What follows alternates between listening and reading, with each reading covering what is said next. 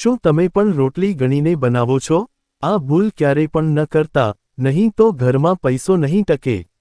રોટલી બનાવતી વખતે ક્યારેય ગુસ્સો, તણાવ અથવા નકારાત્મક વિચારો ન રાખવા જોઈએ. એવું માનવામાં આવે છે કે આવી લાગણીઓ ખોરાકમાં નકારાત્મકતા ઉમેરે છે.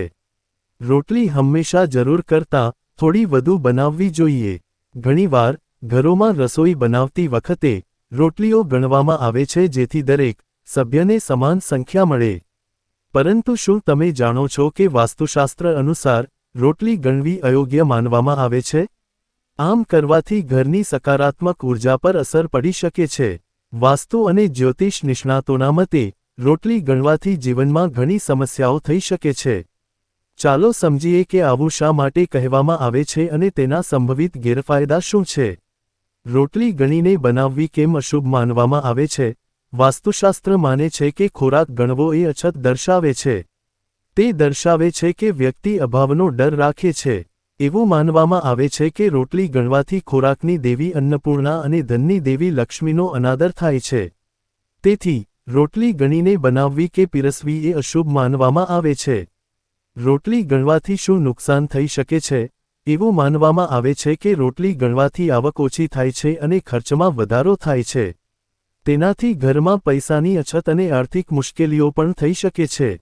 આનાથી ખોરાકની કદર ઓછી થઈ શકે છે અને અનાજની વિપુલતામાં ઘટાડો થઈ શકે છે. રોટલી ગણવાથી થતા વાસ્તુ ખામીઓ નાની નાની બાબતો પર ઝઘડાઓ વધારી શકે છે.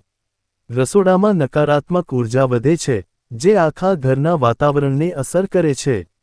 રોટલી બનાવતી વખતે અને પીરસતી વખતે આ બાબતોનું ધ્યાન રાખો. રોટલી બનાવતી વખતે ખાતરી કરો કે તમને જરૂર હોય તેટલી જ બનાવો.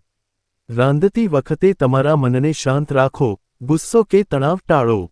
વાસી રોટલી ફેંકી દેવાને બદલે તેને જરૂરિયાતમંદોને કે પ્રાણીઓને આપો. રસોડામાં ખોરાકનો ખૂબ આદર કરો. જો તમે આ બાબતોનું ધ્યાન રાખશો, તો તમે તમારા ઘરમાં વાસ્તુ દોષોથી બચી શકો છો અને જીવનની સમસ્યાઓ ઘટાડી શકો છો. એવું માનવામાં આવે છે કે ગાયને પહેલી રોટલી ખવડાવવી શુભ છે. આ પછી બધા માટે રોટલી બનાવો, પરંતુ તેમને ગણશો નહીં. આમ કરવાથી ઘરમાં સુખ સમૃદ્ધિ જળવાઈ રહે છે અને કૌટુંબિક કાર્યો સરળતાથી પૂર્ણ થાય છે.